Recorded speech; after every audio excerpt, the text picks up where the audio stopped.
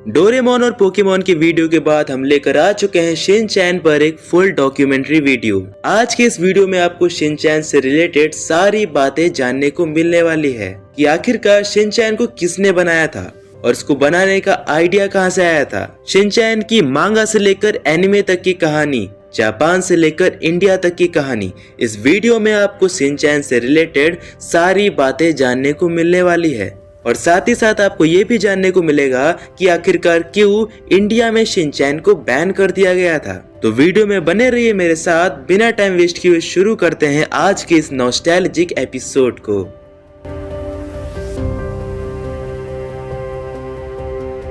Shinchan एक Japanese anime series है जो कि जापान में पब्लिश होने वाली एक मांगा सीरीज क्रेयॉन शिनचैन पर बेस्ड है, जिसको योशितो उसोई ने क्रिएट किया था। साल 1990 में योशितो उसोई ने क्रेयॉन शिनचैन मांगा सीरीज को स्टार्ट किया था, लेकिन आखिरकार शिनचैन को बनाने का आइडिया कहां से आया था, ये जानने के लिए हमें समय में कुछ साल पीछे जाना होगा। 21 अप्रैल 1958 को शिनचैन के क्रिएटर योशितो उसोई का जन्म हुआ। इनका बचपन इनके होम टाउन में गुजरा, जिसका नाम था कासुकाबे। जी हाँ, वही कासुकाबे जो कि हमें शिनचैन एनिमे सीरीज में देखने को मिलता है। साल 1987 में योशितो उसोई ने अपनी पहली मांगा सीरीज को बनाया, जिसका नाम था दाराकुया स्टोर मोनोगाटारी, और ये मांगा सीरीज वीकली मांगा एक्शन नाम की एक मांगा मैगजीन में पब्लिश हुआ करती थी। ये सब मैं आपको इसीलिए बता रहा हूँ क्योंकि आगे वीडियो में आपको बहुत सारी इंटरेस्टिंग बातें पता चलने वाली हैं। वीकली मांगा एक्शन मैगजीन जापान की फर्स्ट एडल्ट मांगा मैगजीन थी। अपनी पहली मांगा सीरीज निकालने के 3 साल बाद योशितो उसोई ने साल 1990 में अपनी दूसरी मांगा सीरीज निकाली, जो थी क्रेयॉन शिनचैन। और आपको जानकर हैरानी होगी कि क्रेयॉन शिनचैन मांगा भी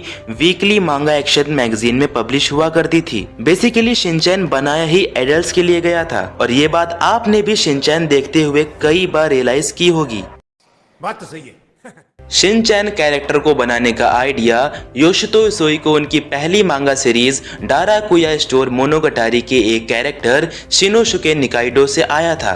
योशितो उसोई एक ऐसा कैरेक्टर बनाना चाहते थे जो कि उम्र से तो बच्चा ही हो पर दिमाग से एक एडल्ट हो, जिसका रिजल्ट हमें हमारे प्यारे दुलारे शिनचैन के रूप में देखने को मिला।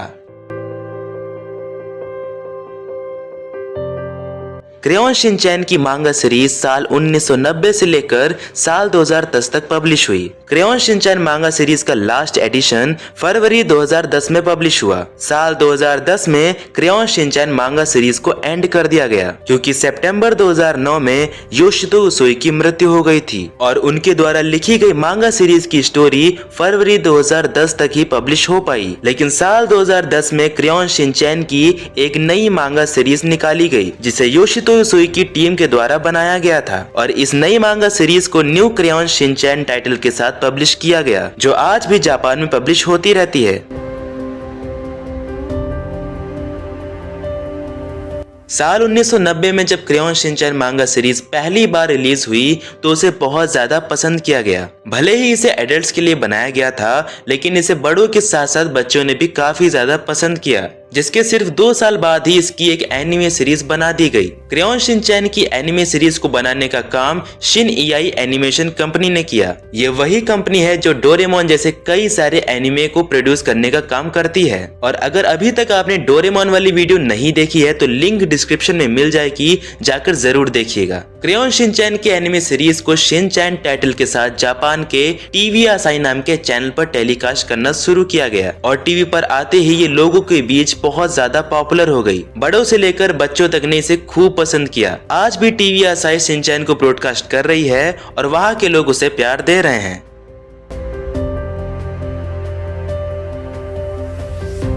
शिनचैन एनिमे सीरीज का फर्स्ट एपिसोड क्रेयॉन शिनचैन मांगा सीरीज के चैप्टर 1 से बनाया गया था। इस एपिसोड में शिनचैन की मॉम रात में आने वाले मेहमानों के लिए खाना बना रही होती हैं, लेकिन कुछ सामान लाना भूल जाती हैं, इसलिए वो शिनचैन को सामान लाने के लिए भेजती हैं। मार्केट पहुंचकर शिनचैन जो खरीदने गया था उसकी लिस्ट खो देता है और खाली हाथ घर वापस आ जाता है, जिसके बाद शिनचैन की मॉम खुद ही सामान लेने जाती हैं। तब तक शिनचैन के डैड घर आ जाते हैं, और क्योंकि मेहमानों का आना कैंसिल हो जाता है इसीलिए दोनों मिलकर सारा खाना खा जाते हैं। और लास्ट में हमें शिनचैन की मॉम घर वापस आते हुए दिखाई देती हैं और यहीं पर हमारा ये एपिसोड एंड हो जाता है। ये एपिसोड आप लोगों ने कई बार टीवी पर देखा होगा, लेकिन शायद ही आपको पता था कि ये शिनचैन का फर्स्ट एपिसोड था।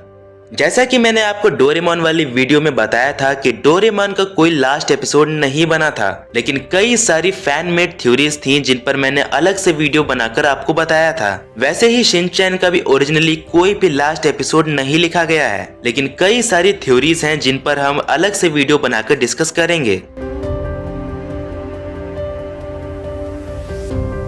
2024 तक शिनचैन 30 से ज्यादा लैंग्वेजेस में डब हो चुका है और 45 से ज्यादा कंट्रीज में ब्रॉडकास्ट होता है। साल 2004 में जब इंडिया का अपना खुद का किड्स चैनल हंगामा टीवी लॉन्च हुआ तो उसने जापानीज शोज को दिखाना शुरू किया। और अगर आपको इन कार्टून चैनल्स के बारे में जानना है तो आप डोरेमोन वाली वीडियो देख लीजिएगा, आपको बहुत कुछ जानने को मिलेगा। साल 2005 में हंगामा टीवी ने डोरेमोन को दिखाना शुरू किया और करीब एक साल बाद जून 2006 में उसने शिनचैन के राइट्स खरीदे और हिंदी डब के साथ इंडिया में ब्रॉडकास्ट करना शुरू किया। हिंदी डब में कई सारे कैरेक्टर्स के नाम बदल दिए गए, जैसे कि मिसई का नाम मित्सी और हिरोशी का नाम हैरी रखा गया। इंडिया में शिनचैन रिलीज होते ही बच्चों के बीच बहुत ज्यादा पॉपुलर हो गया। आप सोच ही सकते हैं कि Doraemon, Pokemon, Tom and Jerry जैसे शोज को टक्कर देते हुए ये शोज बच्चों के बीच उन्हीं शोज की तरह पॉपुलर हो गया। जापान में अभी तक शिनचैन की 30 से ज्यादा मूवीज रिलीज हो चुकी हैं, जिसमें एक 3D मूवी भी है। इन 30 मूवीज में से अभी तक सिर्फ 13 मूवीज ही इंडिया में हिंदी डब के साथ रिलीज हुई हैं, जिसकी लिस्ट आप वीडियो को पॉज करके पढ़ सकते हैं।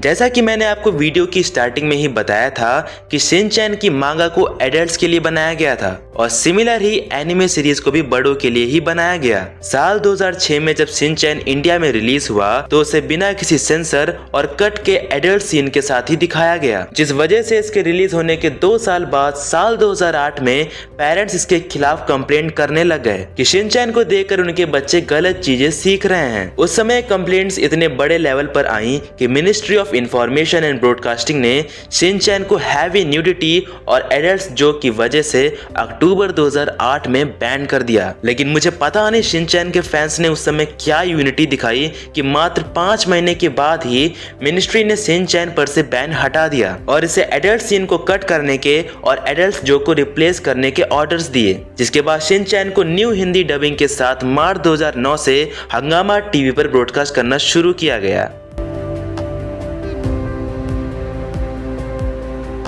मांगा, एनिमे और एनिमेटेड मूवीज के साथ ही साथ शिनचैन का एक स्पिन ऑफ शो भी रिलीज हुआ। स्पिन ऑफ शो किसी शो के एक कैरेक्टर पर फोकस करके बनाया जाता है। शिनचैन का spin off show super shero title के साथ रिलीज हुआ, जो कि शिनचैन के पेट डॉग शीरो पर बेस्ड था और इंडिया में भी इसे हिंदी डब के साथ कार्टून नेटवर्क चैनल पर दिखाया गया। इसके साथ ही साथ शिनचैन का गॉडजिला के साथ एक क्रॉसओवर एपिसोड भी आ चुका है, जो कि हिंदी में अवेलेबल है। अगर अभी तक आपने नहीं देखा तो वो जरूर देखिएगा।